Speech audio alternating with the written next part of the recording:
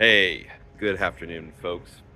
Today I'm going to kind of share my thoughts on the Chinese People's Liberation Army Navy unsinkable aircraft carriers, also known as the Great Wall of Sand, and kind of how that meshes with history, at least as far as I understand it. So to give a little bit of context, there's been people talking about it, but it's just a thing. The Chinese, there's seven reefs within the South China Sea, which they have, let's call it, aggressively reclaimed. That's one way of putting it. Over the last a little over a decade now, starting around 2013, there was a series of reefs around the Spratly Islands. They basically took dredgers to the surrounding area, dredged up a ton of sand, and started piling it all up on these reefs in order to create islands or to expand what little island there was to something a little bit more usable. At these locations, they've put airfields, large amounts of anti-ship missiles, radars, full-on army bases and navy bases, and air defense, large amounts of air defense. They are in effect an immovable, unsinkable aircraft carrier, a major base that can extend Chinese communist influence and power throughout the South China Sea along major shipping lanes. And yeah, if that starts to sound a little familiar to you in the context of Pacific wars or potential Pacific combat, then you're thinking the same as I do. All right. I was also reminded today, I was reading through C.S. Lewis's book Paralandra, where there's a main character serves as a bit of an interloper on the planet Venus, also known as Paralandra, in a situation that's eerily reminiscent of the fall from Genesis, like chapter 2. Except he's kind of an interloper within this, between a person similar to Eve and a character similar to the serpent. And of course, it plays out differently.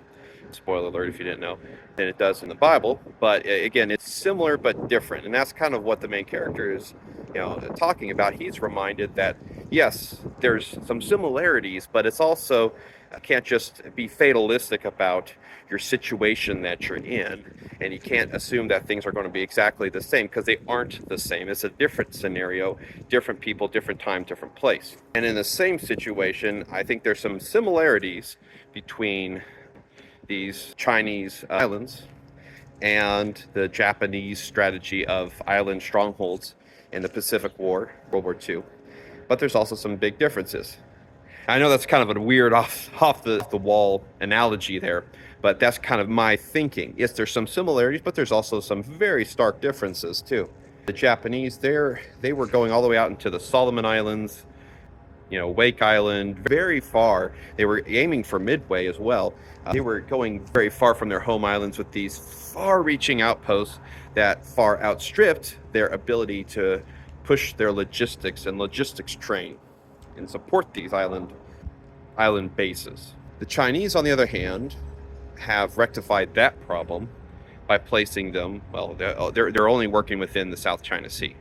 Okay, so it's basically their backyard. So their supply lines are much closer. The Japanese were operating on existing full-fledged islands, while the Chinese are on these reefs. They're basically covering every last square foot with stuff. How long will these islands last? That's another thing that immediately comes to mind. They're just dredging up sand and spitting it up on existing reefs. Not going to talk about the ecological issues because I don't know.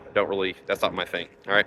But as far as will this last, I don't know, man. Building stuff out of sand in the middle of the ocean doesn't sound like it's going to be lasting terribly long. But Chinese are well known for their cutting edge construction techniques, especially with the tofu dregs buildings and such. So I'm sure there'll be no long-term issues with the foundations of these artificial islands.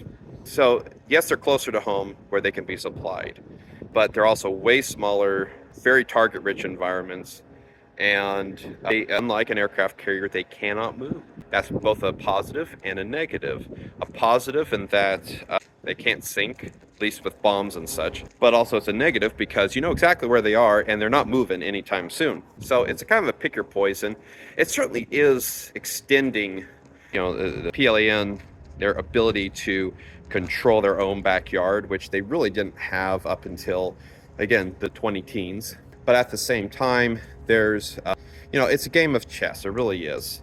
It's a game of chess where everybody creates new pieces to counter other people's existing pieces. So how this game plays out, I don't know. I don't want there to be war. I'd rather there not be war. Wars are awful things, and not a lot of nice stuff happens. I'd prefer war not to happen, but if it does, it'll be interesting to see how it plays out.